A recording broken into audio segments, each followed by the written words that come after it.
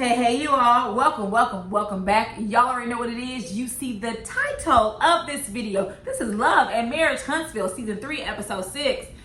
Before we get into it, you all, I am lit, so I do not know how these reviews are going to go. I'm going to try to keep my composure, but I've been doing a little bit. I've been tying one on a little too tight. But anyways, let's get into it. So we picked up at Taco Tuesday, and Destiny is addressing Tiffani, and she basically said, listen, this is my problem with you.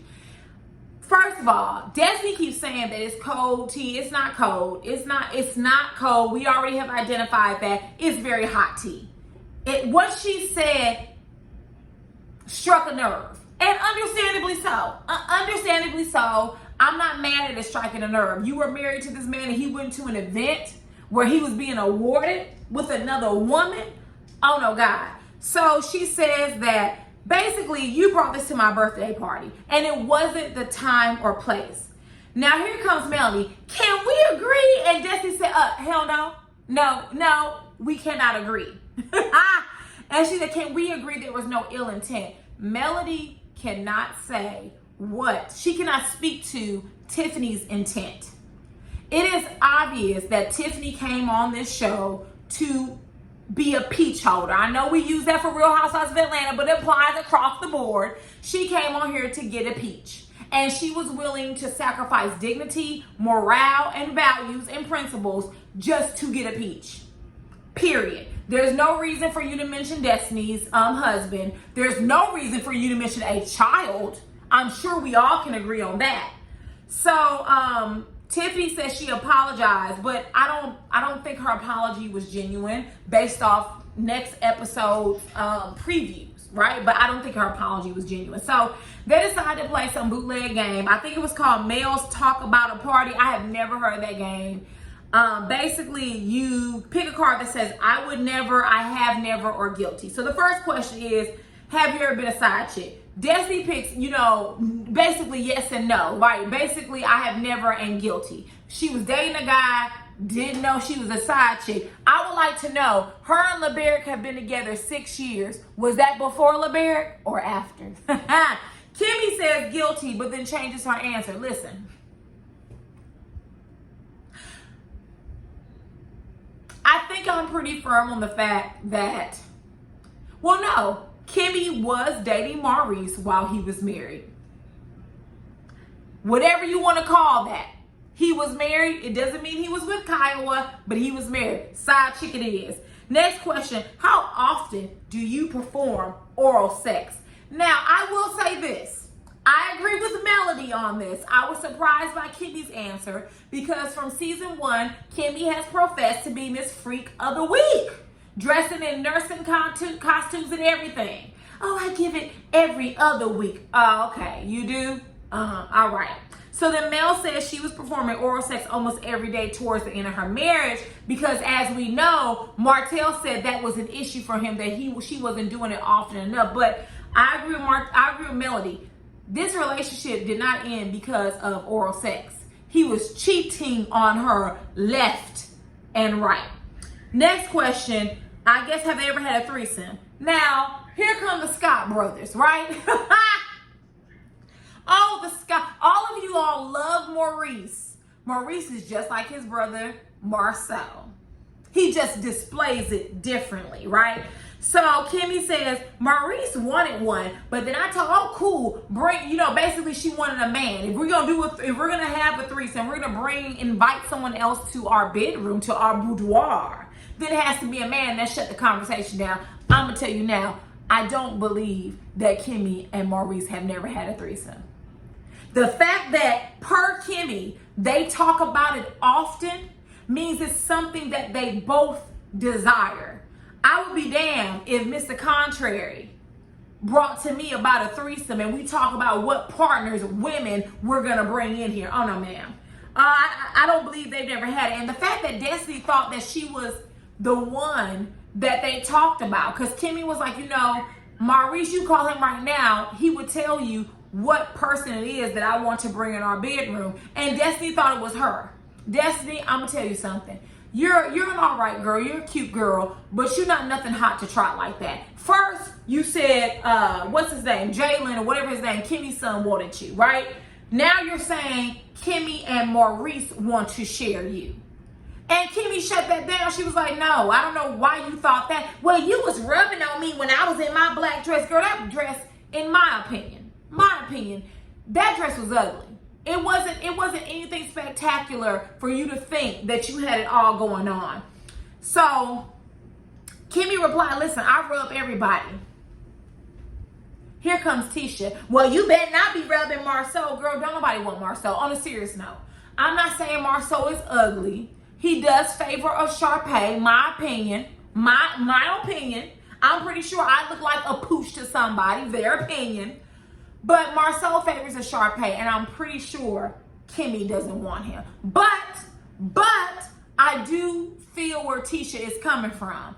You saying I rub everybody, don't put your hands on David. If you think you're going to rub up on David, it's not going to happen. Right? So I understood where Tisha was coming from, but don't nobody want Marceau the Sharpay. So Mel said, speaking of, opening up, which no one was talking about opening up. We were playing a game that you created, Mel, right? She talks about co-parenting and boundaries. Her and Destiny, Melody is already a tit for tat type of person. She does it with Martell. Martell does it with her. They're very petty. They go back and forth. So when she talks about boundaries, Desi said, oh yeah, boundaries are pertinent to life. And Melanie tells her, don't interrupt me. And the problem is this. When you have a group of people, sometimes it is inevitable that someone talks over someone else. I have been in groups of people where I've been talking and someone interrupts and they take the conversation a totally different direction. It happens. You learn to go with the flow, especially if drinks have been provided. I didn't feel that was that big of a deal for them to go back and forth. For Melody to be like, oh, don't interrupt me. Melody, you have 4 children. Destiny is not one. Destiny, you have 1 child. Melody is not one. The real issue is that Melody is upset because Destiny did not talk to her about her divorce, which Melody is not entitled to. And I'm saying that as a private person. I don't know Destiny. Can't say she's private or not. I'm a very private person. There are only a few people that can get me to open up to them about things. It doesn't mean I don't consider other people a friend. I deal with things internally. Good or bad, that's what I do. And no one, and I mean no damn body, can force me to talk about something I don't want to talk about with them. So we'll see how this plays out later on when they talk to each other, when they have a meeting. But at this point, both Melody and Destiny are petty. Moving on. Next, we see Tisha and Marceau, and baby, Scott Manor still just have that long ass driveway. They haven't made any leeway. And they're thinking about firing Uncle Mike. Listen, if Uncle Mike is truly not doing what he's supposed to do, then you might want to look at hiring someone else. Sometimes family, although they may be credentialed, may not be the best people. So anyways, Tisha confronts Marceau about the picture and video that someone sent Mel. So apparently, someone sent Mel a picture and a video saying that Marceau was hugged up with another woman in the club. Turns out they know the woman that Marceau was sitting next to. I don't really know what to say about this. They're all, I won't say famous, but well known. They're on a reality TV show on OWN network. So we can say they have a little bit celebrity, right? If I were Mel, I wouldn't have even brought that to Tisha. Because if someone would have brought that to Mel, she would have been livid. Once again, if I was Tisha, I would not be holding long conversations with Mel. I would not. She's a shit stirrer. She stirs the pot. But if it were on the other, if the shoe were on the other foot, Mel wouldn't like it. So I think Tisha said something about how people just want Marceau to be guilty. They don't want us to be together. Listen, I personally, I can't speak for everybody else. I personally couldn't care less because I have a feeling that Tisha would be with him regardless. I don't know if Marcel is cheating on her. I can't say that because there's not any evidence that I have, but I would not be surprised. So then Tisha tells him about Destiny and LeBaron breaking up. Listen, Marcel is trolling us, y'all. The fact that he said, well, whatever she did had to be awful, girl, sis. Marcel is such an asshole. Whatever she had to do had to be awful. Marcel is trolling us. He's doing that on purpose. Nobody would respond like that, right? Most people would say, well, what happened? What's going on? Why did they divorce so soon now? Well, she had to do something awful and not know the backstory. Like, I'm not going to fall into Marcel's trap of trolling. So Marcel said he's a fan of marriage and that he wants to see marriages work out. So here's my issue. I am not a fan of unhealthy marriages. Just adversity doesn't mean toxicity. Everybody encounters adversity for the most part. Adversity doesn't mean that I'm going to stay with you even though you're disrespecting me, even though you're cheating me, even though you're ignoring me, even though you're making me feel unheard or unseen in our marriage. That's not just adversity. That's a respect issue. And if it's a Scott brother, we know for a fact that interwoven into their relationships are misogyny and patriarchy. So those are even bigger issues. So it's not just adversity, Marcel. Then Tisha brings up the conversation of counseling. Long story short, Marcel is not going to counseling. He's not returning. And when Tisha said, well, I feel like he was really getting to you. Tisha, did you hear the same things that we heard? Because in my opinion, Marcel said what he had to say to get the hell up out that counseling session. So he won't be returning and we're not surprised. Moving on. Next, Melody and Destiny meet, which Melody shows up with a watermelon.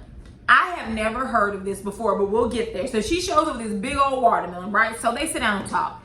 Destiny says that she feels like that she questioned, right? Why is Tiffani here? And why would Melody bring her here to give me some cold tea? So this is where it's difficult to really kind of talk about shows because there's a production aspect of it. Tiffani was obviously brought here because she had background gossip and rumors about Maurice, Jr., aka y'all, some people call him Monster. She had background teas about Destiny. That's why she was brought on here, because with reality shows, you're not going to be on here, Destiny, and not tell your business. If you are, we'll just bring someone on who knows your business and we'll get it out that way. But she's basically saying, like, you're an executive producer of the show. Why would you bring her on here to tell some BS, right? So Melody said that she sees it from Tiffany's perspective, which I'm starting to realize that Melody is Team Tiffani. We'll address it when we get to them at the 8th grade graduation party, not right now. She said, if I were Tiffani, I would have felt like Destiny had a problem with me. Yeah, I do have a problem with you because you've already approached me with this issue however many months or years ago. I'm going to say no more than a year ago. Now you get on camera. Oh, I remember where I met you from. Remember, I came up to you and I said I like the dress you had on, but he was with a different woman. Tiffani knew what she was doing. So yeah, you goddamn right. I have a problem with you, Tiffani, because you're a shit starter. So Mel said she was trying to calm the situation down. No, she wasn't. Melody was attempting to force Destiny to talk about it. Now, let me also say this. A lot of you on my comments said that Destiny was talking crap about Melody. I did not consider what Destiny did talking crap. She told Tisha she had a problem with Melody and she needed to talk to her, and here's why. We can't forget they are on a TV show. The storyline has to keep on moving. She didn't go to the dealership with Tisha to purchase cars because Tisha didn't even purchase a car. She went there to meet and discuss what happened at her birthday party because Tisha was not there. We cannot lose sight of that. So she has to mention it. Just like when Tiffani came into Taco Tuesday, you cannot convince me that Tisha would have said to her, oh girl, I heard you been stirring the pot. That's not Tisha's personality. But she had to do it because they're on a show. Let's not lose sight of that. But furthermore, I have went to friends about other friends and said, listen, this is what happened. This is what I feel. And I wanted to glean their perspective. I'm not talking ish about my friends. For me, for someone who used to have a bad temper, and I'm using bad loosely, I had a terrible temper, it is to prevent me from blowing up on you. I need to gauge, am I wrong? Am I right? What are your feelings? This is how I feel. All of my friends are pretty logical, intelligent, and reasonable people. So they would tell me, Canary, here's what I think, or oh, you're right. And that's why I would do that. Let's take the show away. Destiny was not talking crap about Melody. And you telling someone you have a problem with someone is not talking crap about them.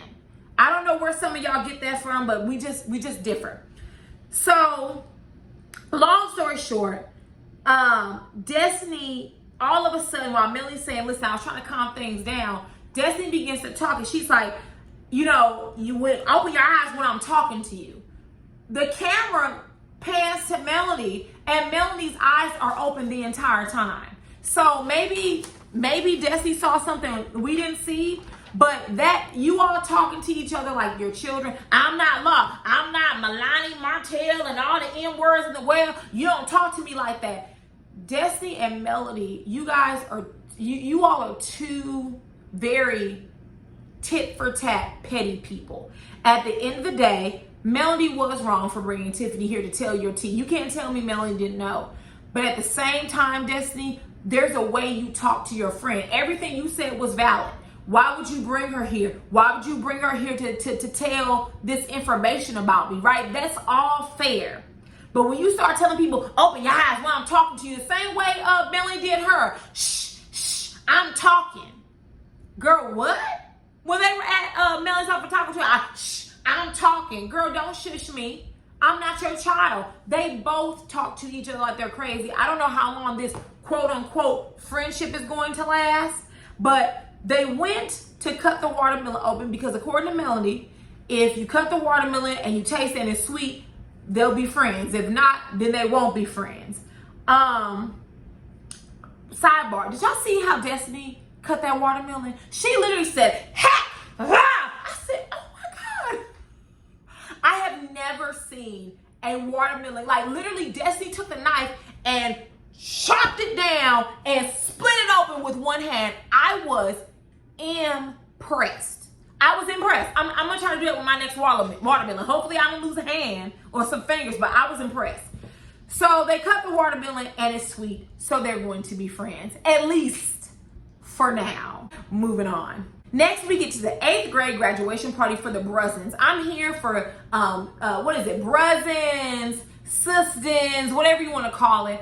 I am a huge family person, and I have cousins to me that are like my sisters or my brothers, and so does my husband. So I'm here for it. I'm not going to stay too long on the portrait because I was disappointed that when they opened up Black Bar last season, they said, this is our legacy, and all of the female cousins were missing because women can't be legacies. Like, my dad only has girl children, and he's never made me feel or my sister feel inadequate because we were not men. Like, literally never, ever.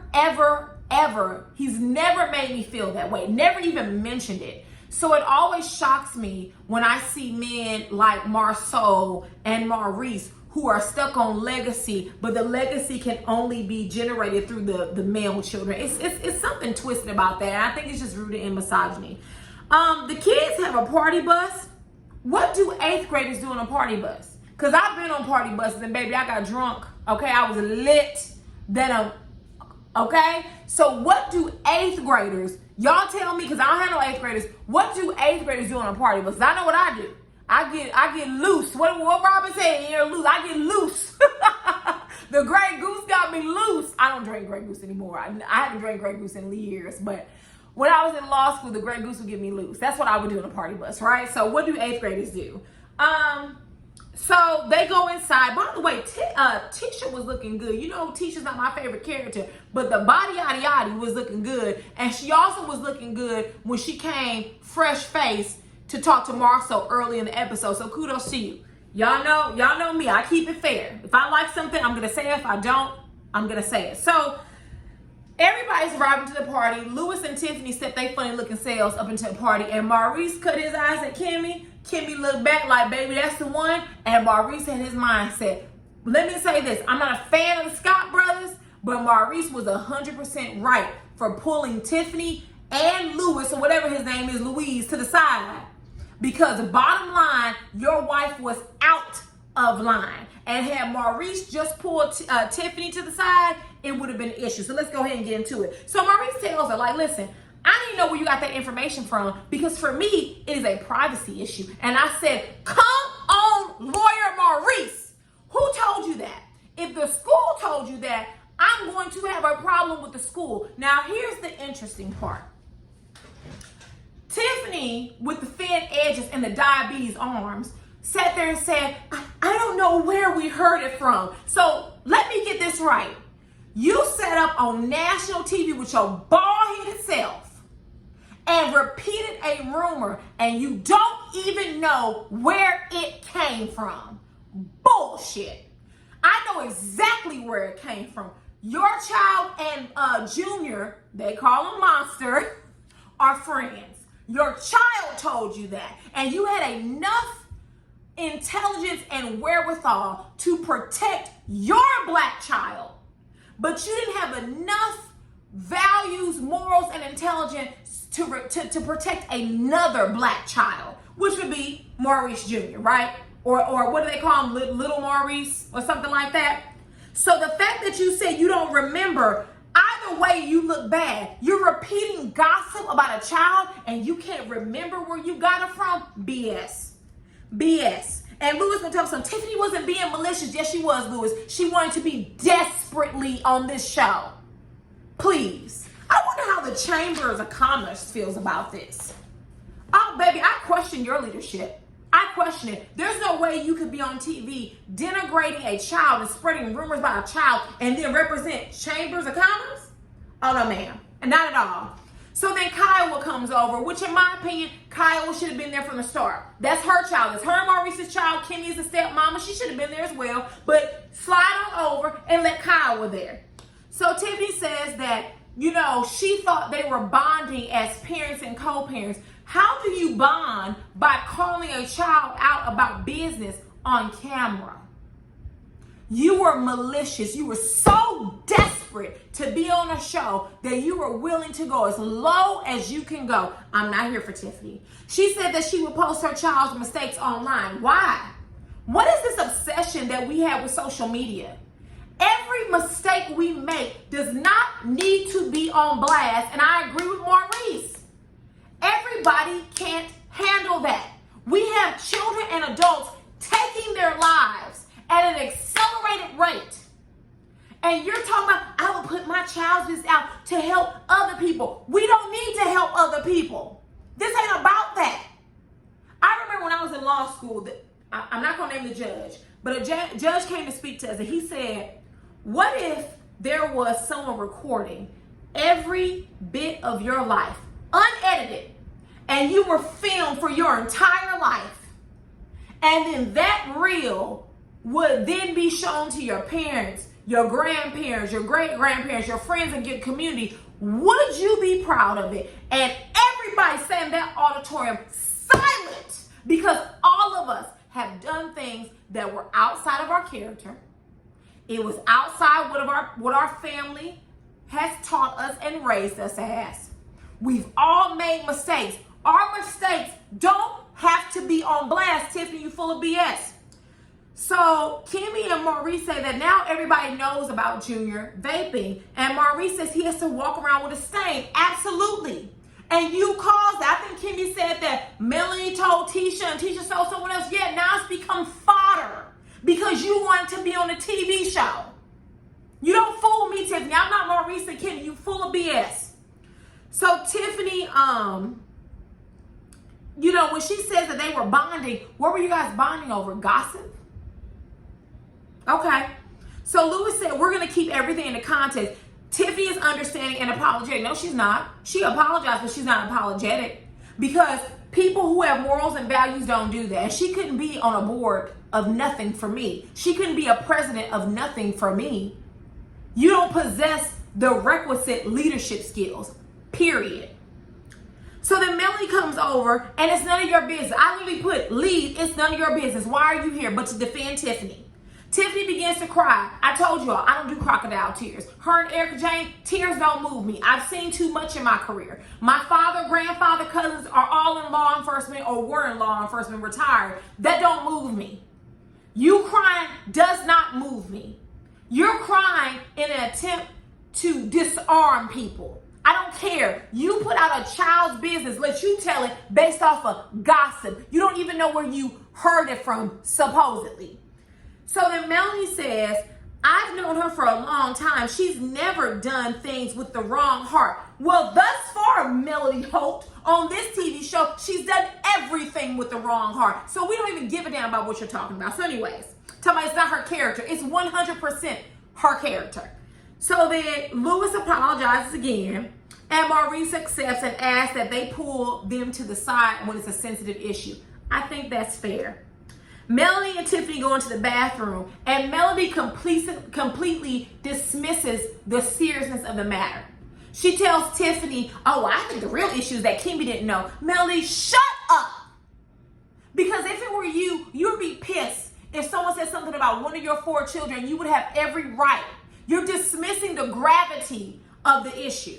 I'm telling you, Tiffany, lucky I'm not Kyle or Maurice, because I've been on that ass like white on rice. Don't talk about my children, period. You brought something up publicly on a TV show to now where I've had to address it on a TV show. You have been ironed out. You and them diabetic arms have been ironed out.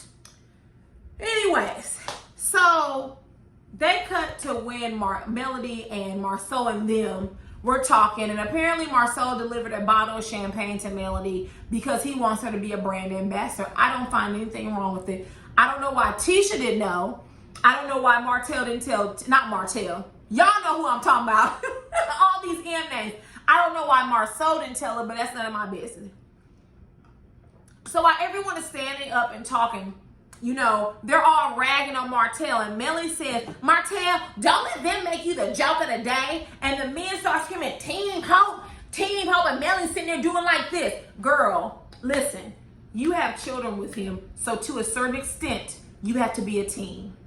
But I'm going to tell y'all this, and you can say you heard it here first, second, last, third, fourth, 10th. I told y'all I'm lit. I don't care. I would bet $100, if not more. If I was a gambling woman, I would bet more.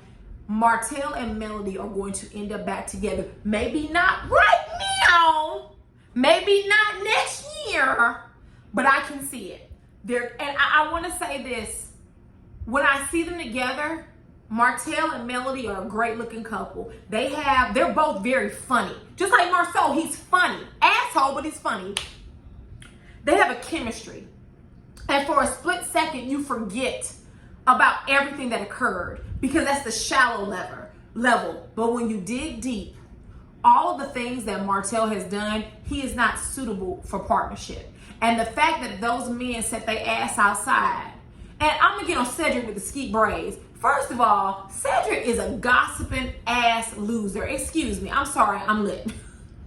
The fact that he went out there, Melody cussed him out. Now, from what we, the viewers, saw, Melody did not curse him out. So I don't even know where he got that information from. But he just was saying it. It wasn't until Marceau came outside and was not Marceau. Lord have mercy, I'm so tired of these M names. Martell. It wasn't until Martell came outside and said, nah, Melody was actually taken up for me.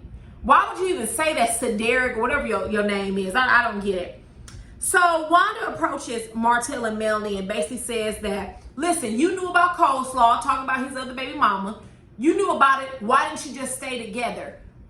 I am not going to advocate for anybody, man or woman, to stay in a relationship that does not serve them. What Martell was doing was mentally and spiritually abusive. Some would even say physically abusive. Because let me say this, whatever the girl's name is, Ariana, I don't know the name. she was not the only side chick. She was probably one of many. She was just one who got pregnant. You're putting males' health at risk. Hell, you're putting your own health at risk. Why are we advocating for two people to be together that shouldn't be together? And if you notice, Martell asked both Wanda and Melody to not reference his second baby mama as coleslaw. I don't know. That's from the Kevin Samuels school of losers. I don't subscribe to that mentality. Wanda tells Mel that she still loves Martell, and Martell says he still loves Melody and will always love her. I bet you will. I bet you will. You messed up your pockets for some coleslaw. How does that feel? You must feel stupid. So as Martell is outside, he says that, I think the guys asked him, if you had another chance, basically, would you get back with Melody? He said, yeah, we're better together. No, you're better together. Because right now, I won't say broke, but the pennies is skim pickings for you right now. Melody, however, is seeing a return from divorcing you, right?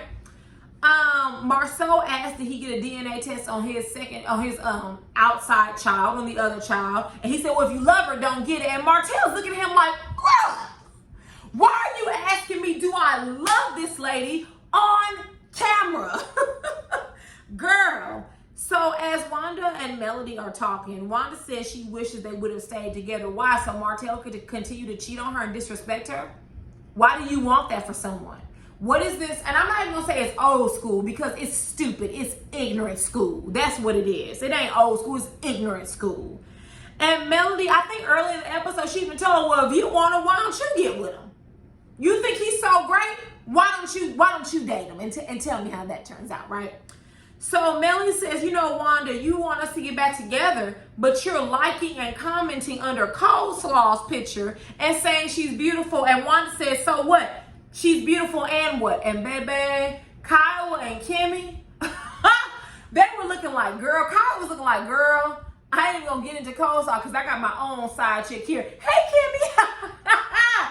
So if there's nothing else, tell me what you all thought about the episode. I thought it was pretty good. I like Love and Marriage Huntsville. It's always some foolishness, especially when Miss Wanda is around, but I thought it was good enough. So if there's nothing else, I will see you all later. Mwah. Bye.